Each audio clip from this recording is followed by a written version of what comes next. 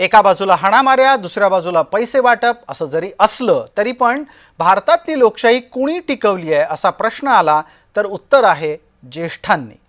आजच्या मतदानाच्या दिवशी सुद्धा तुम्हाला वयोवृद्ध मतदार ठामपणे आणि अतिशय निर्धारानं मतदान करताना मतदानासाठी केंद्रापर्यंत पोहोचल्याचं दिसलं असेल।